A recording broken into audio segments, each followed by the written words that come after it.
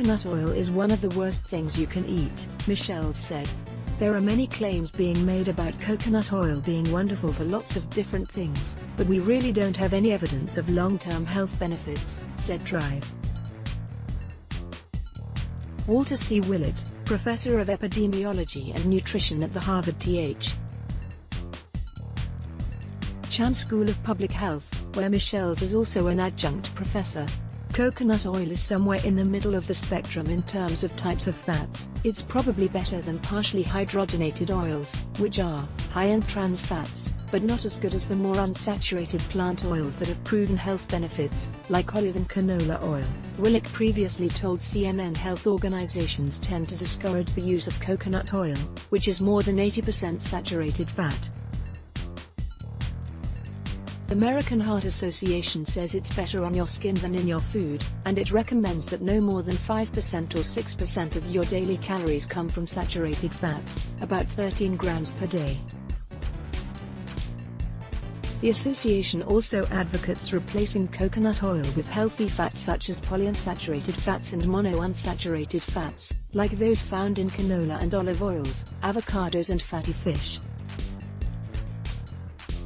Coconut oil is probably not quite as bad as butter but not as good as extra virgin olive oil. Kevin Klatt, a molecular nutrition researcher at Cornell University who is studying the metabolic effects of coconut oil, previously told CNN. Klatt cautions that we should not develop too strong of an opinion of it without more data, but at the same time, you have to be evidence-based. And, currently, the evidence reflects benefits for olive oil, fish, nuts and seeds, so that should be the focus in the diet. Coconut oil is extracted from the meat of the fruit. It contains mostly saturated fat, which is also found in large quantities in butter and red meat. Like other saturated fats, coconut oil increases LDL cholesterol, commonly known as bad cholesterol, which has been associated with increased risk of heart disease. But coconut oil also raises HDL, the good cholesterol, especially when replacing carbohydrates in the diet. This may be due to its high content of a fatty acid known as lauric acid. This is also noted in Michelle's statement summarizing her talk. Coconut oil is half lauric acid, which is a little bit unique, Klatt said, as the acid seems to raise HDL more than other saturated fats and is rarely found in such high amounts in foods. Still, though the increase in HDL seen with consumption of coconut oil may offset some of the disease risk, it's still not as good as consuming unsaturated oils, which not only raise HDL but lower LDL, according to Willett. Complicating matters is the fact that we still don't know for sure what exactly a high HDL translates to in terms of health risk. There's been debate about the role of HDL, Willett cautioned, partly because there are many forms of HDL which have different health consequences, which has made the water murky. For example, there are different forms of HDL that do different things. One role is to help take LDL cholesterol out of the bloodstream. But some forms of HDL don't do that, Willett said, so we don't know for sure that higher HDL is better. While an elevated LDL level is used as a marker for predicting cardiovascular risk and doesn't always translate to heart attacks, experts say it's still cause for concern. Research has found a mixed bag when it comes to saturated fats, and coconut oil in particular.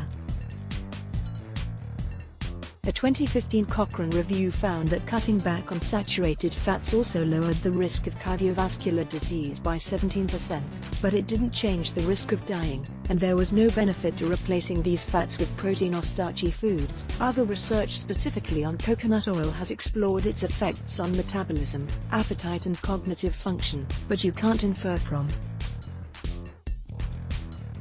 studies what coconut oil will and will not do. We need better controlled trials, Klatt said. Right now, the internet is jumping the gun and going way beyond the evidence. Like other oils, coconut oil is calorie-dense, which means consuming large amounts without reducing other calorie sources can lead to weight gain. Just 1 tablespoon has 120 calories, about the same as a large apple or 4 cups of air-popped popcorn. Oil is a really easy way to increase the energy density of a food. Things like almonds have a lot of fat, but it's easier to overeat pure oil than overeat pure almonds, Klatt said.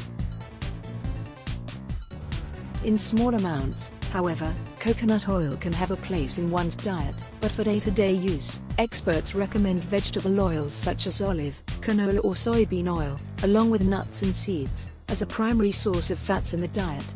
It's not that you have to absolutely avoid coconut oil, but rather limit coconut oil to where you really need that special flavor, like for Thai food or for baking a special dessert, Willett said. Klatt agreed, saying that coconut oil is certainly fine to consume occasionally, when a recipe calls for it. CNN's Susan Scutti, Attica Schubert and Claudia Otto and nutritionist Lisa Dreher contributed to this report.